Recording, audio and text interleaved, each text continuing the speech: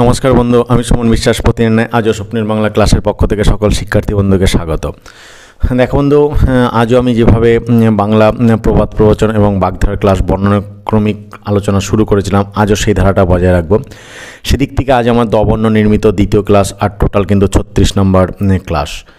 এবং তোমরা জানো বন্ধু যে প্রবাদ প্রবচনের ক্লাস করা থেকে আমি সরাসরি ক্যামেরায় না থেকে ক্যামেরার নেপথ্য থেকে গোটা বিষয়টাকে বোঝানোর চেষ্টা করেছি। আজকেও সেই চেষ্টাটা করব। বিশেষত্বটা এটা যে প্রবাদ প্রবচন বোঝাতে গিয়ে শুধু প্রবাদ প্রবচনের মানে বলে আমি থেমে যাই না। প্রবাদ প্রবচনের উৎপত্তিটা কী হলো, সমাজে কোন ঘটনার পরিপ্রেক্ষিতে আমরা এই প্রবাদটা ব্যবহার করব, বা এর গুরুত্বটা বা সিগনিফিকেন্স কোথায় আছে, প্রত্যেকটা জিনিসকে কিন্তু আমি বোঝানোর কিন্তু চেষ্টা করি। আজকেও কিন্তু সেই ধারাটা বজায় রাখবো। সেদিক থেকে প্রথমে যে প্রবাদটা সম্পর্কে আলোচনা করব সেটা হচ্ছে বন্ধু, দায়ের কাছে কোক ছাপা। এই যে দায়ের কাছে কোক ছাপা মানে তোমরা বুঝতেই পারছো, দায়ী মানে হচ্ছে ধাত্রী, অর্থাৎ সন্তান। আগেরকার দিনে তো ডাক্তার ব্যবস্থাটা তেমন ছিল না, ফলে বাড়িতেই সন্তান হতো, ফলে যারা ধাইমা যারা সন্তানটাকে ধরতো তাদের দায়ী বলা হয়। অর্থাৎ ধাত্রীর কাছে গর্ভ গোপন রাখা অসম্ভব। বলা হচ্ছে এই যে তোমার দায়ের কাছে হচ্ছে কোক ছাপা মিন্স হচ্ছে ধাত্রী যে তার কাছে গর্ভ গোপন রাখা অসম্ভব, কারণ সে তো জানবেই, কারণ সে তো তোমার যখন প্রসব করছে তখন তো সেই তোমার কাছে থাকবে, সুতরাং সে তো জানবেই ঘটনাটা কী হচ্ছে। তারপর হচ্ছে দাওয়া মারা যতদিন বাপ খুঁড়া ততদিন। বিষয়টা কেমন বলো তো বন্ধু, যে এমন অনেক লোক আছে মানে তাদের যতদিন তুতে পারবে তুমি, ততদিন তারা তোমার বাবা বা খুড়ো প্রভৃতি সম্বোধনে আপ্যায়িত করবে, আর যেদিন দিতে পারবে না সেদিন তোমাকে চিনতেই পারবে না। ইংরেজিতে এই প্রবাদটা ঠিক এভাবে ব্যবহৃত হয় যে ফেয়ার উইথ আর ফ্রেন্ডস, এইভাবে ইংরেজিতে কিন্তু এই প্রবাদটা ব্যবহৃত হয়। তারপর হচ্ছে দা কুমড়ো সম্বন্ধ, খুবই একটা জনপ্রিয় প্রবাদ। তোমরা বন্ধু জানো যে দা কুমড়ো সম্বন্ধ। বিষয়টা হচ্ছে যার সঙ্গে কুমড়োর এই যে দা আর কুমড়ো মানে দা আর কুমড়ো, দা দিয়ে কুমড়োটাকে কাটে দার মাধ্যমে, তাহলে বুঝতেই পারছো যে দার সঙ্গে কুমড়োর মানে ছেদক সম্পর্ক, অর্থাৎ খুব শত্রুভাবাপন্ন ব্যক্তিদের তুলনায় এই প্রবাদ ব্যবহৃত হয়। অর্থাৎ দা কুমড়ো মানে হচ্ছে শত্রুভাব। তারপর হচ্ছে দাতা কর্ণ, জানো বিষয়টা, আমরা প্রত্যেকে হয়তো জানি যে দাতা কর্ণ বিষয়টা। আমরা জানি যে বিষয়টা এরকম ছিল যে অঙ্গ রাজ্য তার অধিপতি কিন্তু মহাবীর কর্ণ সাতিশয় দাত্ত ছিলেন। তিনি ইন্দ্রের প্রার্থনায় নিজের অক্ষয় কবচ কুণ্ডল কেটে তাকে দান করেছিলেন। অতিথি বৃদ্ধ ব্রাহ্মণের সৎকারাত্ম সহস্তে নিজের পুত্রকে কেটেছিলেন। এই জন্য অতিশয় দানশীল ব্যক্তিকে লোকে দাতাকর্ণ এই আখ্যায় অভিহিত কিন্তু করে। তারপর হচ্ছে দাতা দান করে বকিলের মুখ শুকায় বা বুক ফাটে। ব্যাপারটা কেমন বলো তো, যে দাতাকে দান করতে দেখে কৃপণের মুখ শুকিয়ে যায়, অথবা এত অর্থ নষ্ট হচ্ছে দেখে তার বুক যেন ফেটে যায়। অর্থাৎ যার যেটা স্বভাব সে সেটা করবেই, দাতা সে দান করবেই, আর যে সে কৃপণ সেটা না দেখতে পেয়ে জ্বলবে, এটা স্বাভাবিক জিনিস। তারপর হচ্ছে দাতার চেয়ে বকিল ভালো তড়িৎ জবাব দেয়। ব্যাপারটা কেমন বলতো, অর্থাৎ যে দাতা দেবে বলে আশ্বাস দেয় অথচ শেষে দেয় না, সেইরূপ দাতা অপেক্ষা কৃপণকে ভালো বলা কিন্তু যায়। অর্থাৎ যে দাতা সে দেবে বলেছিল অথচ দেয় না, সেরকম দাতার কোনো প্রয়োজন নেই। এর থেকে যে মানে তোমার খুব কৃপণ তাকেই ভালো বলা উচিত, কারণ তো সে তো আশা দিয়ে তো নিরাশ করেনি। তারপর হচ্ছে দাতার নারিকেল বকিলের বাস, কবে না বাড়ে 12 মাস। ব্যাপারটা কেমন হচ্ছে বলো তো, অর্থাৎ দাতা ব্যক্তি নারকেল গাছ রোপণ করে, নারকেল গাছের ফলের অধিকাংশই পরের ভোগে যায়, অল্প মাত্রায় নিজের ভোগে আসে। আর কৃপণ বাঁশ গাছ রয়, একখানা বাঁশ পুঁতলে সেখান থেকে অনেক বাঁশ জন্মায় এবং আয়ের পথটা প্রশস্ত হয়। অথবা নারকেল যত পারবে তত ভালো ফলবে, কিন্তু বাঁশ যত বেশি কাটবে তত কিন্তু নষ্ট হবে। তাই বলছে দাতার নারিকেল বকিলের বাস, কমে না বাড়ে 12 মাস। এই হচ্ছে বিষয়। তারপর হচ্ছে দাঁত ভালো করিতে শেষে কুষ্ঠ করি হলো। মানে ব্যাপারটা হচ্ছে সামান্য বিষয়ের প্রতিকার করতে গিয়ে শেষে একটা ভয়ানক বিপদ এসে উপস্থিত হলো, এই অর্থে এটা ব্যবহৃত হয়। তারপর হচ্ছে দাদা বলেছে চষতে, তাই চষতেই আছি। বিষয়টা কেমন বলো তো, অর্থাৎ কারো আদেশ অনুসারে কার্যে প্রবৃত্ত হয়ে ভালো মন্দ বিবেচনা না করে কেবল কাজ করতে যা অর্থে কিন্তু এটা ব্যবহৃত হয়। অর্থাৎ দাদা বলেছে চষতে, তাই চষতেই হচ্ছে আছি। তারপর হচ্ছে দাদারও চিরের ফলার। এই যে দাদারও চিরের ফলার মানে কী বলতো, অর্থাৎ এক গুলিখোর কোনো মানে নিমন্ত্রণ, গুলিখোর মানে মিথ্যাবাদী এরকম বলতে পারো, অর্থাৎ এক গুলিখোর কোনো নিমন্ত্রণ বাড়তে গিয়ে পর্যাপ্ত রূপে ভোজন করেছিল, এত খেয়েছিল যে সে পথ চলতে কিন্তু পারছিল না, এক নদীর ধারে সে তখন শুয়ে পড়ে। তার উদরগত দধি মিশ্রিত রীতিমতন একবারে চিপিটক রাশি মানে চিরে ফুলে একবার পেট অস্বাভাবিক রূপে ফুলে গেল। এদিকে মানে নদীতে জোয়ার আসে এবং জোয়ারের জল তার গায়ে আসে লেগে, কিন্তু উঠবার তার শক্তি নেই। ফলে জোয়ারের জলে একটা মরা ভাসতে ভাসতে এসে তার গায়ে ঠেকে। মরার পেটটা খুব ফুলে উঠেছিল। তখন গুলিখোর সেই মরার পেটে হাত বোলাতে বোলাতে বলল, দেখিতেছি দাদারও চিরের ফলার।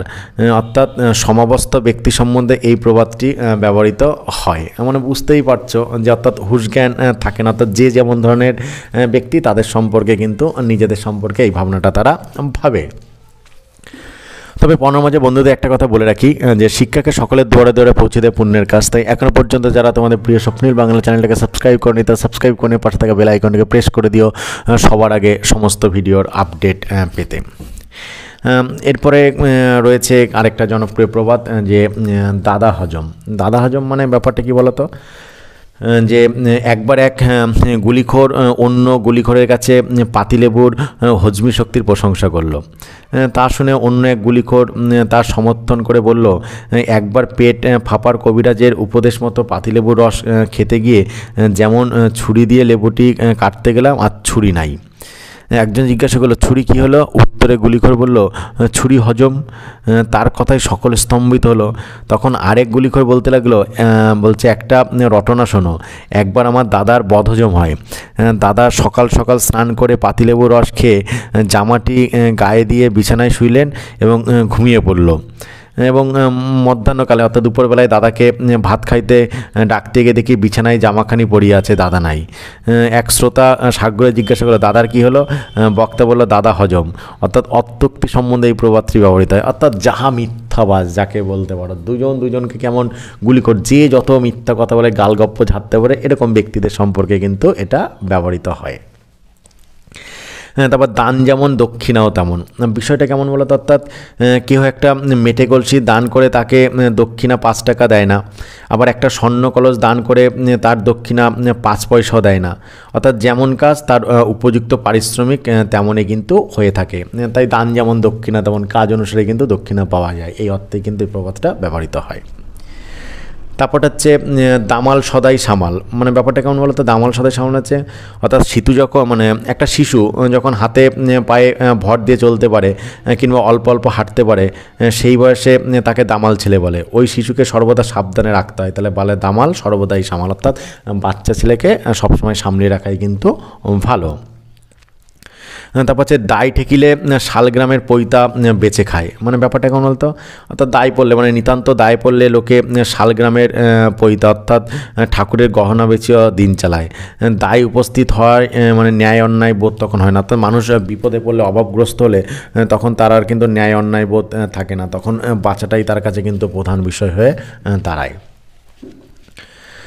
তারপরে রয়েছে দায় পড়লে বাবা বলে। দায় পড়লে বাবা বলে মানে কি বলতো, অর্থাৎ লোকে বিপদে পড়লেই যার নিকট সাহায্য প্রত্যাশা করে তাকে বাবা বলে সম্বোধন করে। অর্থাৎ বিপদ কেটে গেলে তখন কিন্তু আর তাকে চেনে না। এই জন্য মানে মানুষ দায়ে পড়ে যে কোনো কিছুই কিন্তু করতে পারে। মনে পড়ে যাচ্ছে যতীন্দ্রনাথ ঠাকুরের সেই নাটক দায় পড়ে দ্বার গ্রহণ, ঠেলাই পড়ে তখন বিয়ে করা। তা বলছে দায় মোকদ্দমায় রাজি কি করবেন কাজী। অর্থাৎ বিষয়টা কেমন বলো, দায় মোকদ্দমায় রাজি মানে হচ্ছে বাদী প্রতিবাদীকে মিল হইয়া যদি যায়, বাদীর সঙ্গে আর প্রতিবাদী যদি মিলে যায়, তখন বিচারক কি করতে পারে না। অর্থাৎ দুজন যদি মিলে যায় তখন বিচারকের কিন্তু আর করার কিছু কিন্তু থাকে না। তারপর হচ্ছে দায়ে কাটা কুমড়া যেন। দায়ে কাটা কুমড়ো মানে হচ্ছে অর্থাৎ দায়ে কাটা কুমড়ো অর্থাৎ বলিদানের কুমড়ো বলতে পারো।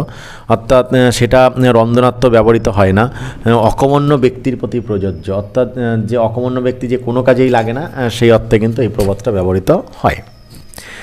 তারপর হচ্ছে দায়ে বালি কুড়ুলে শিল, মানে ব্যাপারটা হচ্ছে দা বালি দিয়ে শান দেবে, অর্থাৎ দাকে যখন ঘষবে ধারাল করবে বালি দিয়ে, আর কুড়োল শিল ঘষে সানাইবে, অর্থাৎ দাকে ধারাতে হয় বালি দিয়ে আর কুড়োলকে ধারাতে হয় কিন্তু শিলা দিয়ে।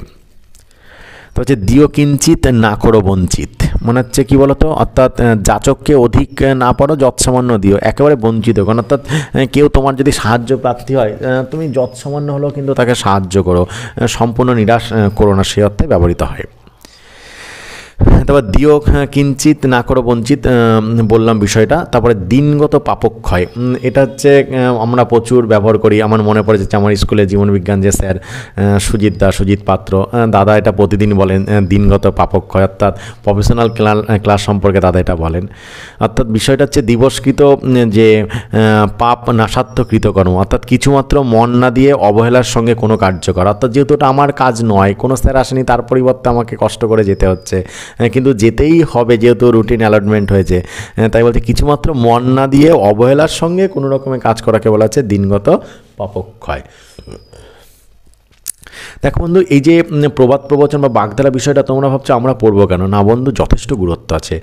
2003 সালে আমি মাধ্যমিক পরীক্ষা দিলে তখন এটা পাঠ্য ছিল, 5 যখন উচ্চ মাধ্যমিক তখন এটা পাঠ্য ছিল, বর্তমানে বাংলা মিডিয়ামে ক্লাস 11এও এটা পাঠ্য আছে, সেই সঙ্গে এসএসসি, প্রাইমারি, তারপর হচ্ছে পিএসসি, এমএসসি, নেট সেট, প্রত্যেকটা জায়গায় কিন্তু এই বাগধারা বা প্রবাদ প্রবচন থেকে প্রশ্ন আসে, সেদিক থেকে কিন্তু এই চ্যাপ্টারটা যথেষ্ট গুরুত্ব রয়েছে। তাছাড়া বাস্তব জীবনে তোমার সুন্দর কথোপকথনের জন্য এরও কিন্তু যথেষ্ট গুরুত্ব রয়েছে। বাস্তব জীবনে খুব সুন্দরভাবে যদি কথা বলতে চাও, তোমার লেখাকে যদি ক্ষুরোধার করতে চাও, তাহলে কিন্তু প্রবাদ প্রবচন জানাটা কিন্তু একান্ত প্রয়োজন। তারপর হচ্ছে দিন গেল আলে ভালে, রাত হলে চিরাগ জ্বালে, ব্যাপারটা কী বলতো, এই চিরাগ মানে হচ্ছে বাতি, অর্থাৎ মানে দিনের বেলা আলস্যে কাটিয়ে দিয়ে রাত্রে কার্যের জন্য আলে জ্বললাম, অর্থাৎ সময়ে কোনো কাজ সম্পন্ন না করে অসময়ে সেই কাজ করতে নিযুক্ত হওয়াতে এটা ব্যবহৃত, যখন যে কাজ করা তখন সেটা না করে যদি অন্য সময় করা হয় তখন এই প্রবাদটা ব্যবহৃত হয়। হ্যাঁ, তারপরটা হচ্ছে দিন থাকতে বাঁধে হাল, তবে খায় নানা শাল, বিষয়টা কেমন বলতো, অর্থাৎ আগে থেকে যদি জমিতে আল বাঁধতে তবে জমিতে উপযুক্ত পরিমাণে জল থাকতো এবং তা হইলে কিন্তু শালি ধান এবং বিভিন্ন প্রকার ধান নানাবিধ শস্য উৎপন্ন হতো, সময়ে কাজ করে তবে তার কিন্তু ফল পাবে, তাই দিন থাকতে আল বাঁধতে হয়, তবে কিন্তু তুমি বিভিন্ন শালি ধানের মতন মূল্যবান ধান কিন্তু পাবে, সময় চলে যাওয়ার পর করলে কিন্তু কোনো ফলে কিন্তু পাবে না। তো দিন যাবে রবে না, এটা একটা জনপ্রিয় কথা। দিন যাবে রবে না মানে কি বলতে, সুখী হোক আর দুঃখই হোক, সম্পদই হোক আর বিপদই হোক, দিন কিন্তু চলে যাবেই, কারো জন্যে কিন্তু সে অপেক্ষা করে কিন্তু থাকবে না। ইংরেজিতে এই প্রবাদটা ব্যবহৃত হয় খুব, আমি নিজেও খুব কথাটা বলি যে time and tide wait for none, অর্থাৎ সময় এবং স্রোত কারোর জন্য অপেক্ষা করে না, সে কিন্তু বয়েই যাবে। তারপর হচ্ছে দিন যায় কথা থাকে, এই দিন যায় কথা থাকে মানে অর্থাৎ কাকেও কোনো যদি তুমি কোনো ব্যক্তিকে কোনো রূঢ় বা খারাপ বা মর্মহী কথা বলো তখন দিনটা চলে যাবে, কিন্তু সেই কথাটা কিন্তু তার চিরকাল মনে অঙ্কিত থাকবে। এই জন্যে আমাদের উচিত কারোর সঙ্গে সবসময় খারাপ ব্যবহার না করাটাই কিন্তু ভালো। তারপর হচ্ছে দিন যায় তো ক্ষণ যায় না, এই দিন যায় তো ক্ষণ যায় না মানে কি বলতো, অর্থাৎ ভাবি কোনো বিষয়ের জন্য অত্যন্ত উৎকণ্ঠা থাকলে তোমার ব্যবহৃত দিনগুলি কোনো প্রকার হয়তো কেটে যায়, কিন্তু নির্দিষ্ট সময় যতই নিকটবর্তী হইতে থাকে ততই এক একটি মুহূর্ত যেন কাটতে চায় না, অর্থাৎ আমরা যদি কারোর জন্য অপেক্ষা করে থাকি, যতক্ষণ না সে অপেক্ষাটা যত কাছে আসছে ততই যেন সেই সময়টা যেন কাটতেই চাইছে না, যেন আসছেই না, এরকম একটা বিষয়। তারপর হচ্ছে দিনে কেন শীত গরজ বড় বালাই, মানে বিষয়টা হচ্ছে দিনে কেন শীত কাটা মানে অর্থাৎ মাটি কেটে ভিতরে চোর চুরি করতে থাকে, শীত কাটা বলে, গরজ বড় বালাই, অর্থাৎ অভাবগ্রস্ত ব্যক্তি অসময়ে উপার্জনে আশায় কার্যকর, অর্থাৎ যে অভাব আছে সময় নেই, যতই কষ্ট হোক সে আপ্রাণ চেষ্টা করে কিন্তু কোনো জিনিস ইনকাম করতে।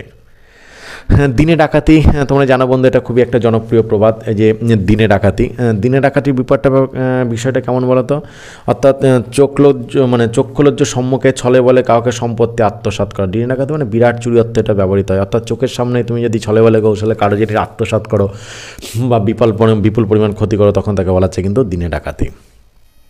তারপরটা রয়েছে দিনে তারা দেখা। দিনে তারা দেখা মানে কী বলতো, দিনে তারা দেখা মানে হচ্ছে মানে যেটা হইতে পারে না এমন কোনো বিষয়ের সঙ্গে তুলনা করলে হচ্ছে দিনে তারা দেখা। আমরা জানি তারা রাতের আকাশে দেখা যায়, দিনে সূর্যের আলোর তাপে বা ঝাঁঝে সেটা কিন্তু দেখা যায় না। ফলে দিনে তারা দেখা মানে হচ্ছে বুঝতেই পারছো যে বিষয়ের সঙ্গে মানে তুলনা দেওয়াই যায় না, সেই বিষয়ের সঙ্গে তুলনা দিলে এটা হয়।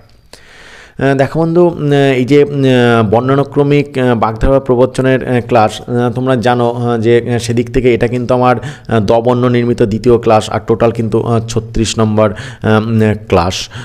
আজকের ক্লাসে বন্ধু আমি আর একটা প্রবাদ প্রবচন বা বাগধারা আলোচনা করে আজকের ক্লাসটা ইতি টানবো। সেটা কি বলো তো বন্ধু, যে দু নৌকায় পা দেওয়া।